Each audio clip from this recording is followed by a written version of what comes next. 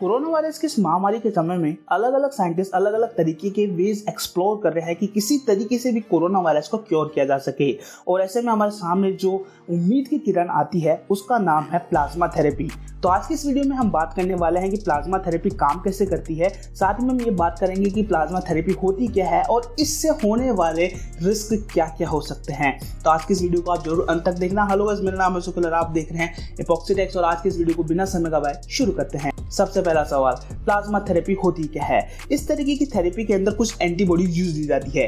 ये एंटीबॉडीज उनसे ली जाती है जो कि कोविड-19 के रिकवर्ड पेशेंट है और उसके बाद में ये यूज ली जाती है उन पेशेंट के लिए जो कि कोरोना वायरस से बहुत ज्यादा ग्रसित हैं और उनको यूज करके, उनको ट्रीट करके उनको सही किया जाता है। अब बेसिकली सवाल ये उठता है कि एंटीबॉडी होती क्या है।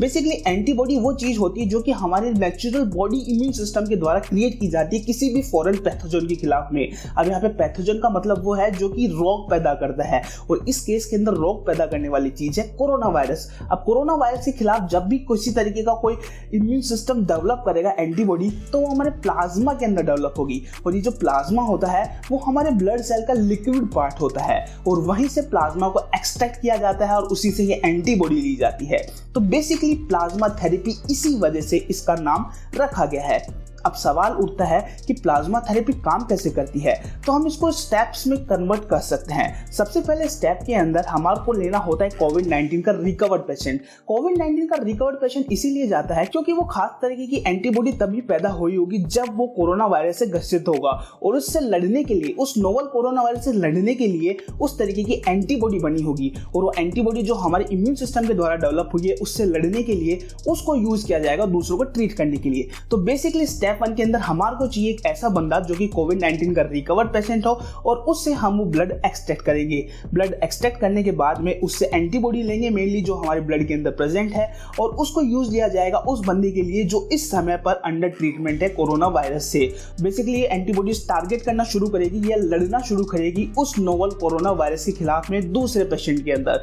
बेसिकली एंटीबॉडी का काम ही यही है कि किसी तरीके से हमारी बॉडी के अंदर जो फॉरेन पैथोजन आ रहा है उसके खिलाफ जंग छेड़े और उसको खत्म करे, न्यूट्रलाइज करे और एंटीबॉडी भी ऐसा ही करेगी दूसरे पेशेंट के अंदर जाकर।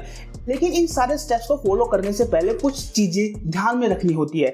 सबसे पहली चीज तो ये ध्यान में रखनी होती है कि जो हम ब्लड ले रहे हैं क्या वो सही है, उसके अंदर किसी तरीके का डिजीज कॉजिंग एजेंट तो नहीं है जैसे कि हेपेटाइटिस बी का, हेपेटाइटिस सी का, HIV का और भी बहुत सारे। और उसके बाद में जो हमारे ब्लड है उससे प्लाज्मा लिया जाता है और प्लाज्मा फिर दूसरे पेशेंट के अंदर इंजेस्ट किया जाता है जो कि कोरोना वायरस से ग्रसित है।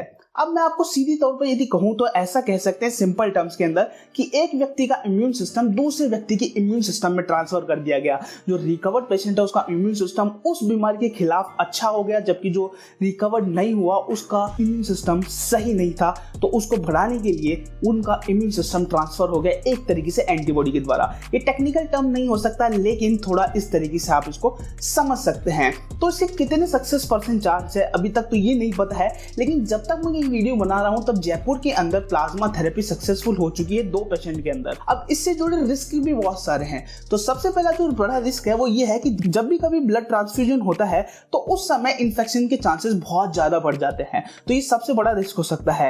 ये जो दूसरा रिस्क है वो ये है कि ये जो थेरेपी है वो हर किसी पर एक तरीके से काम नहीं करती है, ये सब पर अलग अलग तरीके से काम करती है या सब पे ही काम ना करे ऐसा बिल्कुल भी नहीं हो सकता। अब जो तीसरी जो इससे जुड़ी रिस्क है वो ये है कि जब भी कोई एंटीबॉडी दूसरे बॉडी के अंदर जाती है तो वो जो उसका नेचुरल इम्यून सिस्टम है जो दूसरी बीमारियों से लड़ रहा है उसको सप्रेस कर सकती है और उस वजह से उसके ऊपर दूसरी बीमारियां भी हावी हो सकती है। और जो चौथा रिस्क इससे जुड़ा हुआ है वो ये है कि जो प्लाज्मा है वो उन्हीं से ही लिया जा सकता है जो कि कोविड-19 का रिकवर्ड पेशेंट हो। यानी कोई जब तैयार होगा कोविड-19 का रिकवर्ड पेशेंट अपना ब्लड देने के लिए तभी हम प्लाज्मा एक्सट्रैक्ट कर सकते हैं। तो इनसे जुड़े ये सारे के सारे रिस्क हैं। अभी तक हम जब तक जानते हैं तब तक ऐसा है कि ये कितना सक्सेसफुल है इसकी गारंटी नहीं है, क्योंकि अभी तक लगातार ट्रायल चल रहे हैं, साइंटिफिक एक्सपेरिमेंट्स हो रहे हैं। लेकिन अभी जैसे मैंने बताया कि जयपुर के अंदर 2 लोगों पर ये प्लाज्मा थेरेपी सक्सेसफुल रही है। लेकिन ये आने वाले समय में बहुत सारी बीमारियों को और बहुत सारी बीमारियों के अंदर इस तरीके की थेरेपी को यूज किया जा सकता है। तो आई होप आपको समझ में आ गया होगा कि प्लाज्मा थेरेपी होती क्या है। यदि समझ में आ गया है तो प्लीज इस वीडियो को लाइक करें, साथ में कोई क्वेश्चन है तो कमेंट करके भी पूछ सकते हैं और इस चैनल को सब्सक्राइब करके नोटिफिकेशन बेल आइकन जरूर दबाएं। तो आज की इस वीडियो में बस इतना ही, मिलते हैं अगली वीडियो में। Thank you, be save, save trees.